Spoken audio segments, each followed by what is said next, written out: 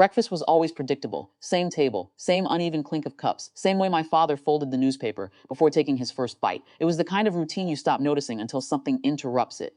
That morning, nothing interrupted it, at least not visibly. I was standing near the counter when I saw my brother move. Not hurried, not secretive. Just a small shift of his hand over the plates as he passed by. Something dropped, a motion too smooth to be accidental. He didn't look around afterward. That was what made me pay attention. I didn't ask. I didn't step forward. I just watched him take his seat like nothing had happened. For a few seconds, I told myself it could be anything.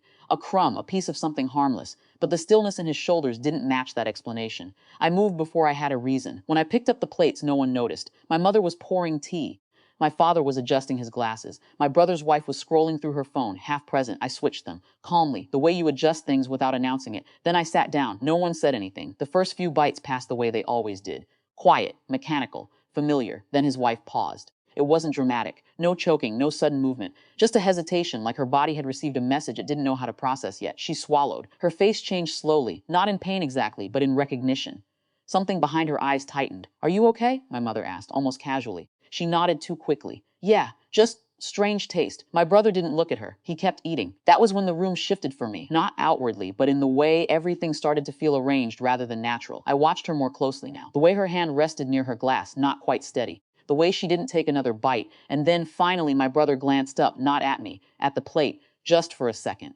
But it was enough. He knew the rest of the meal stretched out in that quiet, uncomfortable way where no one acknowledges what's already happening.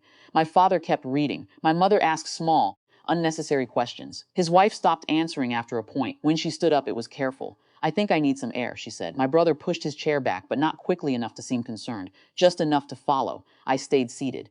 I could feel it now, that space where a decision settles in after it's already been made. I didn't know what he had dropped. I didn't know what I had just done. But I knew the direction had changed. A few minutes later, I stepped outside. They weren't far, just near the gate. She was leaning slightly against the wall, breathing slower than usual. Not collapsing, not panicking, just off. My brother stood in front of her, his back to me. "You shouldn't have eaten that," he said quietly. There was no anger in it, no urgency, just a statement. She let out a short breath. "I didn't know you'd actually do it." That stopped me. Not because of what she said, but how easily she said it. Like this wasn't a surprise. Like it was a conversation they had already started somewhere else. My brother didn't respond immediately. When he did, it was lower. "It wasn't supposed to be like this." "Then what was it supposed to be?" she asked. He didn't answer. I stepped closer then, not enough to interrupt, just enough to be seen. He turned for the first time that morning. There was something clear in his expression. Not guilt, not fear. Awareness. "You switched them," he said. It wasn't a question. I didn't reply. Behind him, his wife straightened slightly. She looked at me differently now, not as someone outside the situation, but inside it. "You didn't know," she said. "No," I answered. That felt like the only honest thing left. The moment held there, suspended between explanation and avoidance. Then a car pulled up outside, not hurried.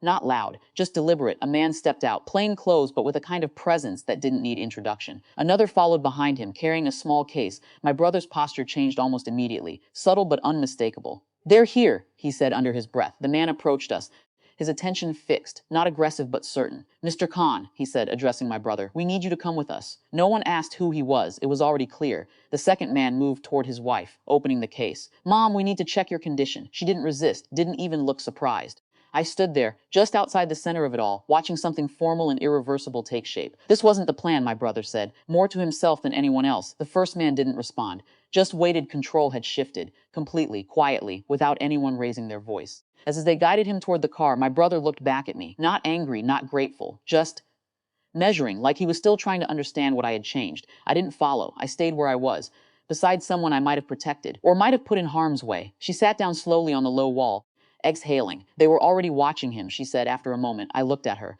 "And you?" I asked. She gave a small, tired smile. I was trying to decide which side I was on. That was the closest thing to an explanation I got. The car drove away. The morning didn't return to normal after that. It just continued, without the structure it used to have. I went back inside eventually. The table was still set, plates half finished, tea gone cold. Everything looked the same, but nothing felt predictable anymore. I stood there for a while, realizing something I hadn't considered before. I hadn't stopped anything.